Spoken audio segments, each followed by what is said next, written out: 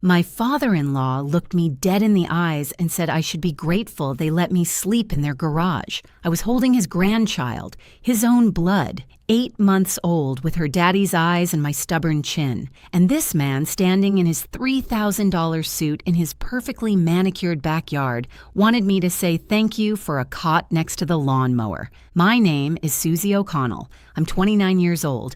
And 3 months ago, I made the biggest mistake of my life. I moved into my in-laws' house after my husband Tyler got deployed to Germany. When Tyler first brought up the idea, it sounded almost reasonable. He was going overseas for 14 months. We had a 5-month-old baby. His parents had that big house with 3 empty bedrooms. His mother, Phyllis, actually cried when she offered.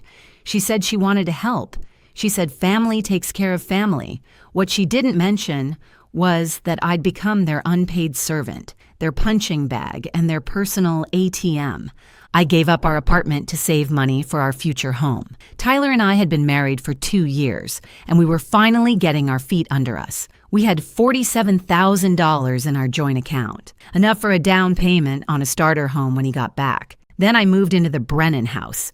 You know the type. Big columns out front serving no structural purpose whatsoever. A circular driveway designed purely for showing off. The kind of house that screams, "We have money," while whispering, most of it is credit card debt. But it looked impressive from the outside, which I would learn was the only thing that mattered to the Brennans. The first week was fine. Phyllis showed me to a nice guest room. Gerald helped carry my bags. Brooke, Tyler's older sister, even brought over a casserole. I thought maybe I had been too harsh in my private judgments. By week 2, things shifted. Phyllis mentioned the guest room was actually saved for her sister's visit. Would I mind moving to the space above the garage? Just temporarily, of course. The space turned out to be unfinished storage with a camping cot and a space heater that worked about as well as a birthday candle in a blizzard. I'm pretty sure I could have stored ice cream up there without a freezer, but I told myself it was temporary. Then they took my car. Well, they convinced me to let them keep it safe. Phyllis said the neighborhood had break-ins. She said I didn't need to drive anywhere anyway, since everything was right there at the house. And I, exhausted from sleepless nights with a fussy baby, handed over my keys like an idiot. I haven't driven in 3 months. Haven't had access to our bank account either. Gerald got himself added to the account and gave me a weekly allowance of $40. For me and a baby. Have you seen the price of formula lately? I could write a horror novel about diaper costs alone. The expensive diapers that didn't give Lily a rash cost about $28 a box. That left me roughly $12 for food. I started skipping meals so my daughter wouldn't go without. Lost 15 pounds I didn't have to lose. My phone got switched to their family plan too. For convenience, they said. What they didn't mention was they could see everything I did. The one time I tried to email Tyler the truth, Phyllis found it on the family computer and deleted it. Then she took away my laundry privileges as punishment. I spent 2 weeks hand-washing baby clothes like a Victorian washerwoman while my knuckles cracked and bled. 2 weeks ago, Gerald decided the gutters needed cleaning. He decided I should be the one to do it. His exact words were that I needed to earn my keep. So I climbed that rickety ladder, made it about 15 feet up, and the whole thing shifted. I grabbed for the roof, missed, and came down hard on my left ankle. The pain was white hot, like someone drove a nail through my foot. Phyllis heard me scream. She looked at my ankle swelling to the size of a grapefruit and told me to walk it off. No doctor, no ice, just walk it off. So I hobbled around for 2 weeks doing chores on an ankle that turned purple and yellow and made sounds no ankle should make. Through all this, I told no one. My dad, Patrick O'Connell, raised me by himself after my mom left when I was 7. He worked construction his whole life, built houses, built buildings, built me. He taught me to be strong, independent, to never let anyone push me around. And here I was, being pushed into the ground. I couldn't tell him. The shame would have killed me. But last Friday, Dad decided to drive 200 miles to surprise his granddaughter for her unofficial 8-month birthday. He pulled up just as I was limping across the lawn, Lily on my hip, groceries in my other hand. I had walked 2 miles to the store and back because I had no car. My ankle was screaming, and my father saw everything. He watched me struggle up the driveway. Then he asked where my car was. I told him his mom took it, that I was lucky they let me stay. My father's face went through 7 emotions in 3 seconds: confusion, anger, rage, more rage, and finally something that scared me more than all the others: calm, complete calm, the kind that comes right before a hurricane makes landfall. He opened his truck door and spoke 4 words that changed everything. "Get in the car. We're fixing this tonight." I didn't know what that meant, but the look in his eyes told me the Brennans had just made a very serious enemy. And Patrick O'Connell didn't lose fights. Not ever. Before we continue, if you're enjoying this story, please subscribe and tell me in the comments where you're watching from and what time is it there. I see every comment and it makes my day. Thank you so much for your support. Now, back to what happened. My father drove us to a diner 3 towns over. He said he didn't want anyone reporting back to the Brennans. At the time, I thought he was being paranoid. Later, I realized he was being strategic. Everything Dad did from that moment was strategic. The man spent 35 years in union construction. He knew how to deal with bullies. And the Brennans, he told me over coffee, were running one of the oldest cons in the book. I told him everything that night. Every humiliation, every stolen privilege. The words poured out like water from a broken pipe. 3 months of silence, finally breaking free. I told him about Brooke, Tyler's older sister, who visited almost daily. Not to help, never to help. She came to report back to her mother about everything I did wrong. The dishes weren't clean enough. The baby cried too much. I wasn't grateful enough for everything her generous family was doing for poor little me. Brooke never liked me. I came from a working-class family. My father worked with his hands. In Brooke's world, that made me less than. Dad listened without interrupting. When I told him about Phyllis monitoring my emails, his knuckles went white. When I mentioned the latter, I thought he might flip the table, but he just nodded and asked one question. "What else haven't you told Tyler?" That's when I broke, because I hadn't told Tyler anything. Every video call, his parents were in the room, listening, monitoring. If I tried to text something real, they checked my phone.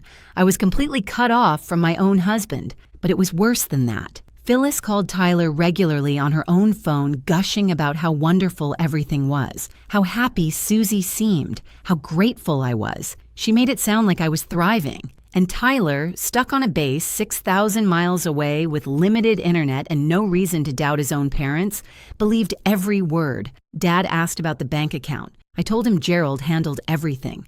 I got my $40 on Mondays, and that was all I saw of our money. Dad asked if I still had login access. I said I thought so. I'd never actually tried since moving in. My father smiled then. Not a happy smile. The kind a chess player makes when they see checkmate 3 moves away. He dropped money on the table and said we were going to Kinko's. Kinko's at 11 at night is a strange place. There was a guy in a bathrobe making copies of something I chose not to look at. And there was me, logging into a bank account I hadn't seen in 3 months. The numbers didn't make sense at first. We should have had around $47,000. Tyler's military pay had been depositing automatically. There should have been more by now, not less. But the screen showed $8,200. Nearly $39,000 had vanished. Dad pulled up a chair and said we should look at the transaction history. We printed page after page, and the story they told was ugly. Transfers to BB Holdings, LLC. $15,000 over 3 months. I had no idea what that was until Dad searched and found Brooke's Instagram boutique. She'd been selling healing crystals to gullible women, rocks that looked like they came from a parking lot after a rainstorm. 0 real customers and apparently 0 conscience about where its funding came from. Cash withdrawals every few days, big ones. 500 here, 300 there. The pattern matched Phyllis's lifestyle perfectly. Her twice-weekly salon appointments, her shopping trips to stores I couldn't afford to walk into, her lunches with church ladies where everyone pretended to be humble while comparing designer handbags, marina fees and boat club memberships. Gerald didn't even own a boat, but he liked hanging around people who did, using our money to fund his fantasy life. And then Tyler's credit card, restaurant charges, bar tabs, golf fees, all local, all recent. All impossible for a man stationed in Germany. Gerald had been using his own son's identity while his daughter-in-law starved in his garage. My father said something I'll never forget. He leaned back and said, "I've seen mob accounting that was more subtle than this." He wasn't wrong. The Brennans hadn't even tried to hide it. They were so confident I would never check that they'd left a trail a blind accountant could follow. Dad was already on his phone. He had a friend, a retired paralegal named Maureen Walsh, who owed him a favor. He was calling it in tonight because what the Brennans had done wasn't just cruel, it was criminal. But first, we needed to reach Tyler directly, without his parents listening. Maureen Walsh showed up at Kinko's at midnight in fuzzy pink slippers and a Michigan sweatshirt. She looked like someone's grandmother arriving to bake cookies. She was not there to bake cookies. Within 5 minutes of reviewing our printouts, she'd identified 3 criminal charges the Brennans could face: financial exploitation, fraud, and the big one, identity theft. Using Tyler's credit card without permission wasn't just disgusting. It was a federal crime, and the military takes financial crimes against service members extremely seriously. Maureen said the consequences were significant, prison time significant, but we had a problem. When I first moved in, Phyllis had me sign a stack of paperwork. Insurance forms, she'd called it. Emergency contacts. I'd been exhausted with a 5-month-old who wasn't sleeping. I signed whatever she put in front of me. Who reads paperwork from their mother-in-law? One of those documents was a limited power of attorney giving Gerald authority over financial decisions. That's how he'd gotten added to our account. He had my signature on paper. Never mind, I had no idea what I was signing. Maureen asked if I'd signed willingly with full understanding. Had anyone explained what it was? Had I been given time to read it? No to all 3. She made a note. Fraud can occur when consent is obtained through deception. This might qualify. Dad asked about reaching Tyler directly, without the Brennan filter. Maureen agreed it was critical. If Tyler didn't know what was happening, he needed to hear it from his wife first, not from lawyers or investigators. The problem was how. Tyler had limited internet time on base. Every number I had for him, his parents knew too. If I called through normal channels, Phyllis would find out within hours. That's when Dad pulled out his ancient flip phone. The man refuses to upgrade. Says smartphones are for people who don't have enough to think about. But that night, his stubbornness saved us. He scrolled to a name from decades ago. Sergeant First Class Raymond Booker, an Army buddy who now worked logistics at bases across Europe, including Tyler's base in Germany. Dad made the call right there at Kinko's. It was after 6 a.m. in Germany. They exchanged the kind of greetings old soldiers exchange, brief, profane, and oddly affectionate. Then Dad explained everything. A message would be delivered. Tyler would call a number his parents didn't know. It might take a day, but it would happen. We left Kinko's with a folder full of evidence and something I hadn't felt in months: hope, tiny and fragile, like a candle in a hurricane, but real. Dad drove us to a motel, not a nice one, the kind where the ice machine has been broken since the Clinton administration. But it was warm, and it wasn't the Brennan house. Lily fell asleep immediately in my arms. Babies sense stress. That night, with my father keeping watch by the window, she slept more peacefully than she had in months. I couldn't sleep, though. I lay there going over the numbers. $15,000 to Brooke's crystal scam, $8,000 in cash for Phyllis, thousands more to Gerald's boat club fantasy. Money that was supposed to be our future home, our daughter's security, gone. The call came at 2 a.m.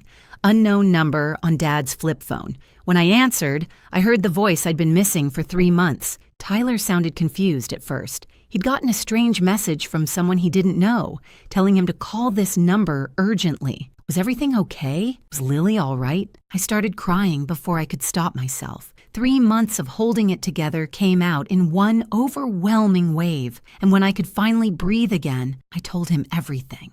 When I finished, there was silence. Long enough that I thought the call dropped. Long enough that a terrified part of me wondered if he'd believe his parents over me. Then Tyler spoke. 4 words that put my broken heart back together. "I believe you, Susie." He believed me. Without hesitation, without demanding proof, without making excuses for his family. He believed his wife. Tyler had questions, lots of them. Then he told me what he was going to do. First thing in the morning, he was going to his commanding officer. Identity theft against a military spouse was taken seriously. His parents had committed federal crimes, and Tyler intended to make sure they faced consequences. But that wasn't all. His father's 60th birthday party was Sunday. The whole family would be there. Neighbors, business partners, church friends. Everyone the Brennans had spent years impressing with their perfect family image. What if, Tyler asked, he made a surprise video call to wish his father happy birthday? What if that call didn't go the way Gerald expected? I could hear the cold anger in his voice. This wasn't just about justice anymore. This was about exposure, about ripping away the mask and showing everyone the real monsters underneath. I told Tyler I loved him. He said he loved me too. Then he said something that made me smile for the first time in 3 months. His father was about to have the worst birthday of his life. Saturday morning felt different. The sun came through that cheap motel window like the universe knew the balance was finally shifting. Lily woke up smiling, reaching for my face with her tiny hands, completely unaware her mama was about to go to war. Dad was already awake. I'm not sure he ever slept. He'd spent the night making calls, coordinating what he called the infrastructure of justice. The man had spent 35 years building things. Now he was building something different. The Brennans had no idea what they'd awakened when they messed with Patrick O'Connell's daughter. Tyler had been busy too. He called around 6 in the morning, right after meeting with his commanding officer. The military does not appreciate identity theft against service members. Tyler's CO listened to the whole story with a face like thunder, then connected him with JAG immediately. Within hours, Tyler had filed formal reports about the credit card fraud and unauthorized account access. The wheels of military justice were turning, and once they start, they're very hard to stop. First thing Tyler did was freeze every account, the joint savings, the checking, his credit card, everything. Gerald would find out soon enough when his next restaurant swipe got declined in front of his golf buddies. But by then it would be too late. No more transfers to Brooke's Crystal Pyramid scheme. No more cash for Phyllis's shopping addiction. No more boat club memberships for Gerald's fantasy life. The bleeding had finally stopped. But freezing accounts was just the beginning. Tyler wanted accountability, and he had a plan to get it. His father's 60th birthday party was tomorrow, Sunday. The whole extended Brennan clan would be there. Neighbors from the fancy houses nearby, business partners in expensive casual wear, church friends with covered dishes. Everyone the Brennans had spent years impressing with their perfect family image. Tyler wanted to burn that image to the ground in front of all of them. The video call was my idea.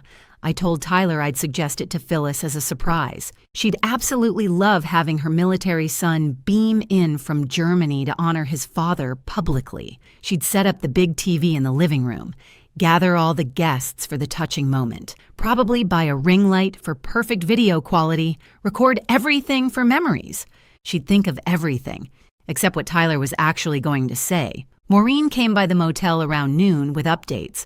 Her detective friend Sullivan, who'd worked financial crimes for 20 years before retiring, had reviewed our evidence informally. He said there was more than enough for a formal investigation. The power of attorney obtained through deception, the unauthorized withdrawals, the identity theft. These weren't small violations. These were felonies. Sullivan couldn't make arrests based on an informal review, but he could do something almost as valuable. He could show up at the party, ask questions, make the Brennans very nervous in front of everyone they'd spent years impressing. The formal investigation would take time, but the questioning could happen immediately. And having a detective appear at Gerald's 60th birthday, badge visible, asking about financial irregularities, that would send a message louder than any arrest warrant. Dad coordinated the timing. Sullivan would arrive about 30 minutes into Tyler's video call, just when the truth was sinking in. Just when Gerald and Phyllis were scrambling for explanations. Dad even practiced his innocent face in the motel mirror that afternoon. He kept asking if he looked trustworthy, like a friendly grandfather just there to support his daughter, not a man about to dismantle someone's entire reputation. I told him he looked perfect. He said I was a terrible liar, but he appreciated the effort. I had to go back to that house, face Phyllis, pretend nothing had changed, Play the grateful daughter-in-law for one more day. The thought made my skin crawl, but if they suspected anything, they might cancel the party. They might destroy evidence. I needed them comfortable, confident, completely unprepared. Dad drove me back around 4 o'clock.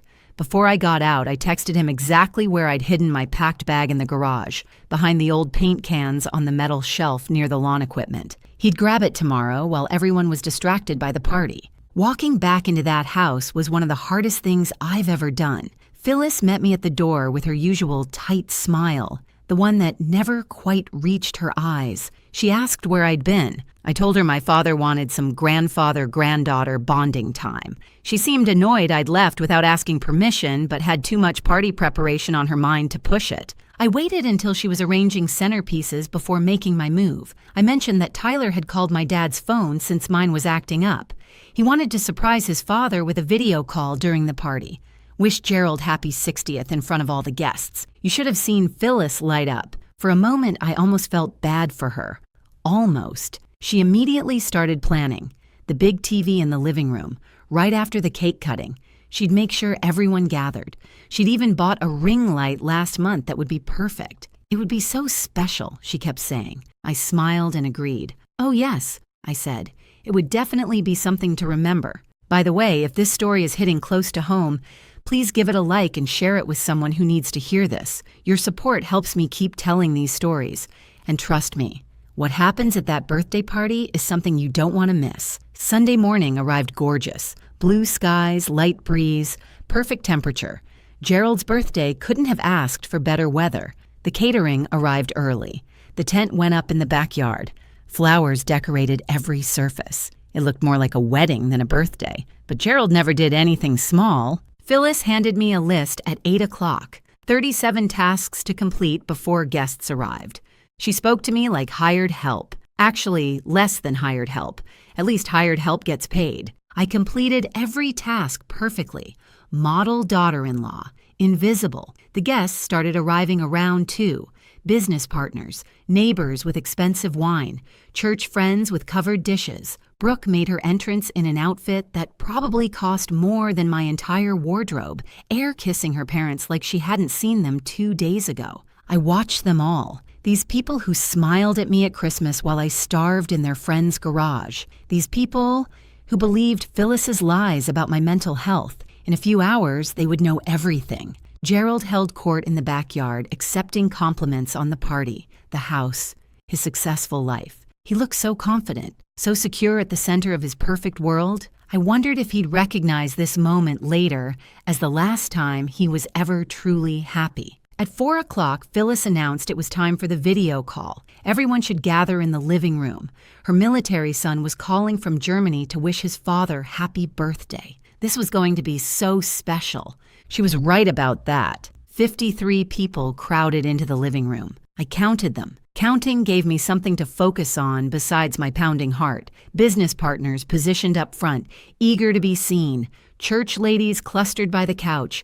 Neighbors filled the gaps. Gerald stood center stage, champagne raised, beaming like a man about to receive a medal he actually deserved. Phyllis connected the call with a flourish. The TV filled with Tyler's face. He wore his dress uniform, looking every inch the proud military son.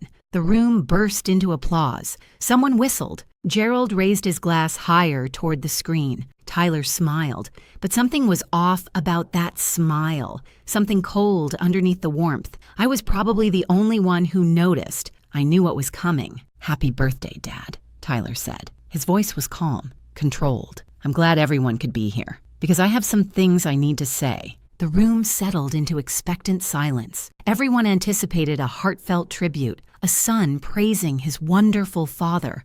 That's not what happened. Tyler started with the money. He spoke clearly, without emotion, laying out facts like a prosecutor. $47,000. That's what he and his wife had saved for their future, for their first home, for their daughter's security. $8,200. That's what was left. Someone in this room stole almost $39,000 from his family while he served his country overseas. The room went completely silent. Gerald's smile froze on his face. Phyllis looked like she'd swallowed something rotten. $15,000 went to BB Holdings, LLC, Tyler continued. That's Brooke's company, Dad. The one selling crystals on Instagram, the one that apparently needed my money to survive. Every head in the room swiveled toward Brooke. She'd gone pale under her expensive makeup. Her mouth opened and closed like a fish yanked out of water. She looked at her parents for rescue. None came. $8,000 in cash withdrawals, Tyler said, matching Mom's spending habits perfectly, her salon appointments, her shopping trips, her lunches with all you lovely church ladies. The church ladies shifted uncomfortably. A few looked appalled. Most just looked fascinated, the way people can't look away from car accidents. Gerald's business partners were exchanging glances, doing mental math. If he'd steal from his own son, what might he do to them? But Tyler wasn't finished.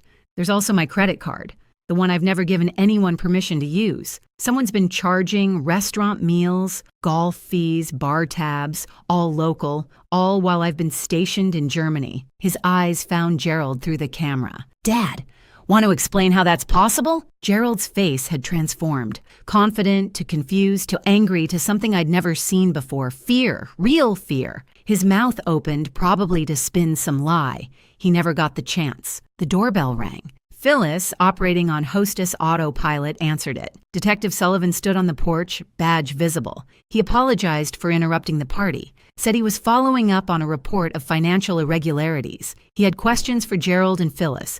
It would only take a few minutes, unless they'd prefer continuing this conversation at the station. The room erupted. Gerald's business partners suddenly remembered urgent appointments. Church ladies whispered frantically. Neighbors backed toward exits, not wanting their names associated with whatever was happening. But everyone froze when Tyler's voice cut through. I'm not finished. 53 people stopped moving. The detective stood in the doorway watching. Tyler told them about me. The garage, the cot next to the lawnmower, the $40 that was supposed to feed 2 people. The car taken away, the phone monitored, the emails deleted. He told them about the ladder and my ankle, about being told to walk off an injury that might have been a fracture, and he told them about the lies, the stories Phyllis spread about my mental health, the whispers that I was unstable, couldn't be trusted with my own baby, the campaign designed to destroy my reputation, so if I ever spoke up, nobody would believe me. I watched faces change around the room. Church ladies who'd believed Phyllis, who'd probably spread those stories themselves, looked sick. Neighbors who'd seen me limping and never offered help couldn't meet my eyes. They'd all been fooled. They'd all played their part without knowing it. Phyllis tried to interrupt, called it lies, misunderstandings, a troubled girl making up stories, but her voice was shaking. Her perfect composure was cracking. Nobody looked at her with sympathy anymore. They were looking at her like they'd never really seen her before. Gerald tried another approach, turned to his business partners, called it a family matter that got out of hand, said they could work it out privately. One partner, a silver-haired man named William, asked a simple question. Did you use your son's credit card, Gerald? Gerald didn't answer. His silence said everything. Detective Sullivan suggested Gerald and Phyllis come to the station voluntarily, answer some questions, clear up these misunderstandings. Tyler spoke one last time. He looked at me through the camera. Susie, take our daughter and go with your father. I'll be home as soon as I can. I love you both. Then he looked at his parents, the people who raised him, the people who'd stolen from him and abused his wife and lied to his face for 3 months. He didn't say goodbye. He didn't wish his father happy birthday. He just ended the call. The screen went black, and Gerald's perfect world went black with it. I walked to the door where Dad was waiting. He had my bag from behind the paint cans. Lily's car seat was ready in his truck. Phyllis grabbed my arm as I passed. Her nails dug into my skin. She hissed that I'd regret this, that she had lawyers, connections, people who owed her favors. I looked at her hand on my arm, then at her face. This woman who'd made my life a nightmare for 3 months, who'd smiled while stealing my money and starving me and freezing me and isolating me from everyone who loved me. I smiled at her. A real smile. The first genuine one I'd worn in that house. Then I said 5 words I'd dreamed about for months. I'm not scared of you. I pulled free and walked into the sunshine. Behind me, Sullivan was beginning his questions. Gerald was stammering. Phyllis's voice was rising in panic as everything crumbled around her. I didn't look back. Not once. I climbed into Dad's truck, buckled Lily in, and watched the Brennan house disappear in the mirror. The sun was setting, orange and pink streaking across the sky like the world was celebrating with me. The next few weeks were a blur of legal proceedings and phone calls, but for the first time in months, every update brought another small victory. Gerald and Phyllis were formally charged 10 days after the party. Financial exploitation, fraud, identity theft. The prosecutor added more charges once investigators really started digging. Turns out Gerald had been skimming from his business partners for years, too. Smaller amounts, harder to detect, but they added up. By the time everything was tallied, he was facing both state and federal charges. His lawyer told him to prepare for significant prison time. Phyllis tried playing victim, told anyone who'd listen that she had no idea about the financial crimes. Nobody bought it. The evidence showed she'd been an active participant in everything. The cash withdrawals matched her shopping trips. The communication monitoring was her project. The lies about my mental health were her creation. She was facing her own charges now. Brooke's situation was almost funny. Her Instagram boutique had never been properly registered with the state. She'd never paid taxes on the $15,000 she took from our account. When investigators looked into her business, they found a mess of violations. Her influencer dreams died the day the state tax authority sent her a letter demanding back payments plus penalties. Last I heard, she'd moved back in with her parents, the same parents facing criminal charges, the same house likely to be seized. Sometimes karma has a sense of humor. Tyler got emergency leave 3 weeks after the party. When he walked through my father's door and saw me and Lily waiting, he broke down. This man who'd held it together through combat training and overseas deployment finally let himself cry. We stood there wrapped together, the three of us, and I knew we were going to be okay, different than before, changed by what we'd been through, but okay. I learned something important through all this. My dad always said to keep your own emergency fund. Money nobody else can touch. I wish I'd listened better. From now on, I'll always have savings in just my name. No shared accounts without clear boundaries. No signing documents without reading every word. You never know who might betray that trust. The community reaction surprised me. I expected people to take sides. Instead, I got casseroles, cards, phone calls from church ladies apologizing for believing Phyllis's lies. One neighbor came by with homemade pie and tears in her eyes, saying she'd seen me limping that day and almost offered help, but decided not to interfere. She'd been haunted by that decision. I told her it wasn't her fault. The Brennans fooled everyone. The house went up for sale 2 months later. Gerald needed cash for lawyers. I drove by once. The for sale sign looked wrong in front of those pretentious columns. The grass was overgrown, the gardens choked with weeds. The house that was my prison was becoming a shell. I didn't feel satisfaction, just closure. Tyler came home permanently in early spring. He'd been transferred to a base 2 hours from Dad's place. We started looking at houses again, smaller than we'd planned, but ours. No in-laws with keys, no shared accounts with family, no power of attorney ever again. The last time I saw Phyllis was at a court hearing. She looked smaller than I remembered. The church lady mask was gone, replaced by something raw and scared. She tried to catch my eye. I looked right through her like she wasn't there. She doesn't get my attention anymore. She doesn't get anything from me ever again. Walking out of that courthouse, I held my husband's hand on one side and my father's on the other. Lily babbled happily in her carrier, unaware of everything. She'll know this story someday. I'll tell her that her mother was brave even when she didn't feel brave, that her grandfather drove 200 miles because something felt wrong, that her father believed his wife when it mattered most. And I'll tell her the most important lesson. You don't need permission to stand up for yourself. You don't need approval to demand respect. Anyone who tries to take your dignity doesn't deserve a place in your life. Not even family, especially not family who would hurt you. Some people mistake kindness for weakness. The Brennans made that mistake. They thought because I was polite, because I didn't fight back immediately, they could do whatever they wanted. They learned the hard way.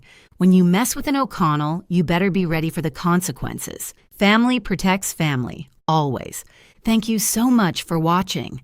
More of my most gripping stories are already on your screen. Click one now and don't miss the best part. You will love it. See you in the next story.